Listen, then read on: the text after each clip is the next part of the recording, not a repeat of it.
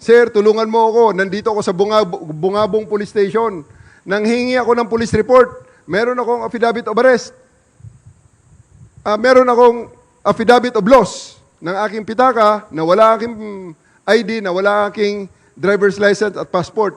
Hindi naman tatanggapin ng LTO ang aking affidavit of loss. Kailangan nila police report. So sana ipablatter ko rito sa Bungabong Police Station, Nueva Ecija, ang aking affidavit of loss para makakuha ng police report.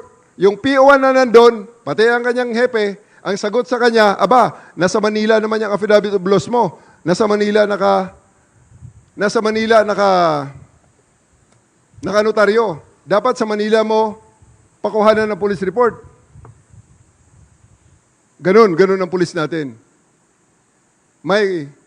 Hindi ko maintindihan kung yan ay lack of knowledge or talagang gusto lang umiwas o gustong katamaran. Tinawagan ko ang PD. Sabi ko, sagot ko na yan. Ipagawa mo ang police report. I-blatter mo ang affidavit of loss na yan. Grumbling pa ang PO1 na yun. Grumbling pa ang patrolman na yun. Bakit? Kung makasuhan ba ako sa ginawa kong to? Sasagutin ba ng tore na yan? Crazy. Sana huwag na maulit. Naririnig sigurado yan sa Bungabong Nueva Ecija yan. Nanginginig na yan. First and last chance. Patatawarin kita, boy. Pero huwag mo nang ulitin at huwag niyong gayahin. The same manner, meron din akong kaibigan. Last year din. Sir, tulungan mo ako. Nandito kami sa Malolos Police Station. Yung anak ng aking empleyado ay binubugbog ng kanyang asawa. Yun ang sumbong. Ang mga pulis dito, ayaw hulihin yung asawa na nabubugbog kasi kagabi pa raw binugbog. Paano naman makakomplain ang babae na ospital dahil sa tindi ng tama niya, hindi na kaagad nakapag-report. Sabi ko, ibigay mo ang cellphone number ko dyan sa biktima. Binigay, tumawag sa akin. Sabi ko, ibigay mo sa kaharap mong pulis sa WCPD ng Malolos City Police Station. Ang sabi ko sa pulis, Iha, hulihin niyo ba yan?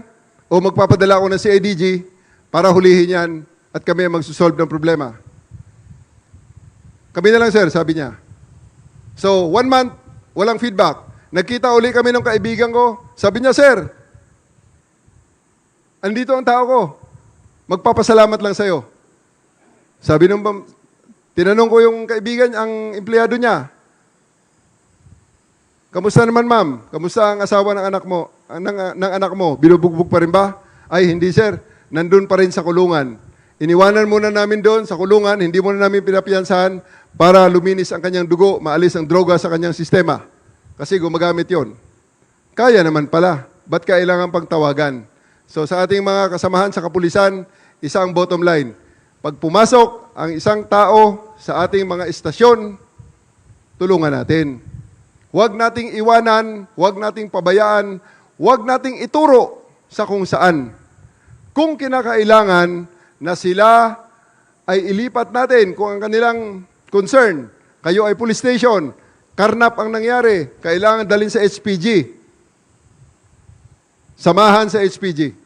Escort nyo, pasakayin sa patrol car, escort sa HPG at sabihin, properly endorsed. Kung sa tingin nyo barangay case, dalhin sa barangay, pero samahan ng ating kapulisyahan. Kung sino ang unang nakatake cognizance, sino ang pinagreportan. And most especially, nasa Station 10 ka, ang insidente nangyari sa Station 2. Huwag mong sabihin na, ay, sa Station 2 yan, punta kayo doon sa Masambong. Huwag ganon.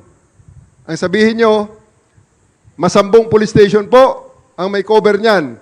Station 10 po kami. Sakay po sa patrol car, ihatid namin kayo doon sa Masambong para doon kayo matulungan. Marami pa tayong mga policy na gagawin in the next few days, but I do hope this is a start, and I want to emphasize sa ating mga kapulisyahan, ang ating mga kliyente, ang ating mga mamayan, hindi natin kailangang bulahin ng mga statistics, hindi natin kailangang ipresenta ang mga statistics sa kanila because it may mean nothing to them. What I want the PNP right now to do is to make them feel yung malasakit ng ating kapulisyahan. Malasakit sa pagtulong sa kanila sa time ng kanilang distress, malasakit sa pagtulong sa kanila sa time ng kanilang mga pangangailangan, like as simple as police report para sa kanilang mga nawalang mga pitaka o nawalang driver's license, and most especially malasakit sa time ng kanilang distress, lalong-lalo na kung sila ay naging biktima ng krimen.